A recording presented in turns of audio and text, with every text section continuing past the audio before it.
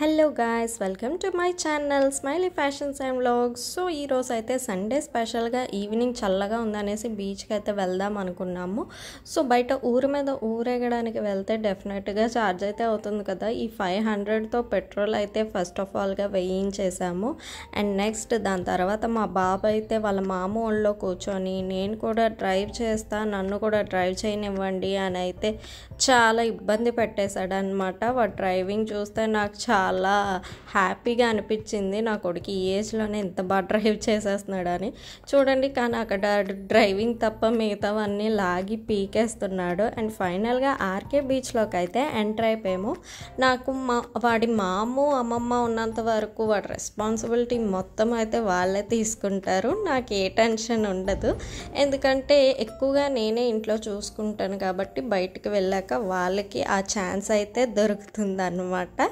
So ఇక్కడైతే వాడు first time బీచ్లో అడుగెట్టాడు కాబట్టి చిన్న చిన్న నడకైతే వేస్తున్నాడు. అండ్ బీచ్ అంటేనే మూరీ మిక్చర్ కదా, అది తినకుండా ఎలా ఉంటాము. సో అందుకే మ్యాంగో మూరీ మిక్చర్ అయితే ఇక్కడ మేము తీసుకున్నాం అన్నమాట.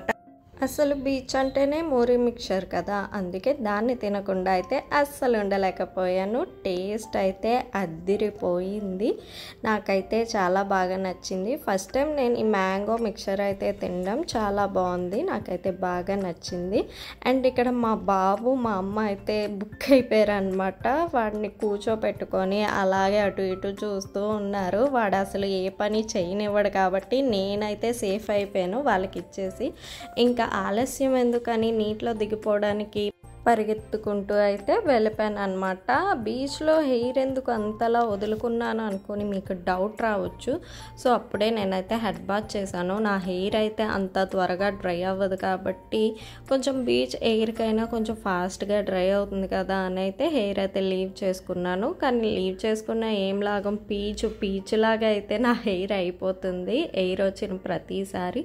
సో బీచ్లో అయితే బాగా ఎంజాయ్ చేశాను అనమాట. అంత క్రౌడ్ అయితే ఆ రోజు సండే కానీ అస్సలు క్రౌడీగా అయితే అస్సలు అనిపించలేదు.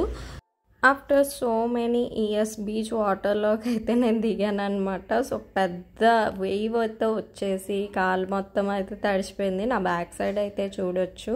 అండ్ ఇక్కడ మా బాబు అయితే అప్పుడో ఇంత ఉన్నాడో లేడో కానీ ఇసుకతో అయితే చాలా బాగా ఆడేసుకుంటున్నాడు. సో వాడు అసలు ఇసుక అంటేనే భయపడతాడేమో, అసలు ఎలా దాన్ని రిసీవ్ చేసుకుంటాడో అనుకున్నాము.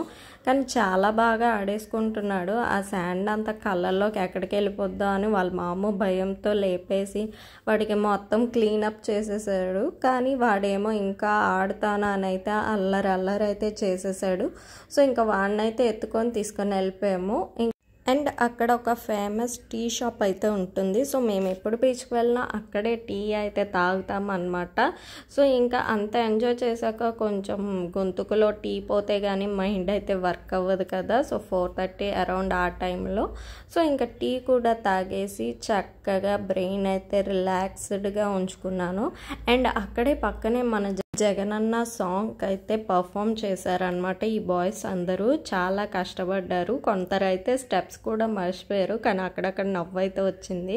బట్ నవ్వితే ఎక్కడైనా ఎందుకు నవ్వుతున్నారు అని ఏమైనా కాంట్రవర్సీకి వచ్చేస్తారేమో అని సైలెంట్గానే ఉండిపోయాము. సో డ్యాన్స్ అయితే చాలా బాగా చేశారు. సో ఈసారి మీరు ఎవరికి ఓట్ వేస్తున్నారో నాకైతే కమెంట్లో షేర్ చేయండి. అండ్ ఇక్కడైతే మా బాబు కూడా డ్యాన్స్ వేసేయడానికి రెడీ అయిపోయాడు అనమాట. వాడికి ఏదైనా మ్యూజిక్ వస్తే చాలు డ్యాన్స్ అయితే వేసేస్తాడు. అయినా మ్యూజిక్ వస్తే చిన్నపిల్లలే ఏంటి, పెద్దవాళ్ళం మనమైనా ఒక స్టెప్ వేసి ఇరగదీయాల్సిందే కదా. సో అలాగే మా బాబు అయితే ఈ షోని చూసి బాగా ఎంజాయ్ కూడా చేశాడు. అండ్ ఇక్కడైతే ఫైనల్లీ బీచ్లో ఒక ఐస్ క్రీమ్ అయితే లాగించేసి ఇంకా ఈ వ్లాగ్ ఎక్కడితో అయితే ఎండ్ చేసేస్తున్నా. సో ప్లీజ్ కొత్త వారు ఎవరైనా ఈ ఛానల్ని విజిట్ చేసినట్టయితే do subscribe guys for more vlogs and fashions for all. So చిన్న క్రియేటర్స్ని ఎంకరేజ్ చేయడం మీ చేతుల్లోనే ఉంటుంది. బాయ్.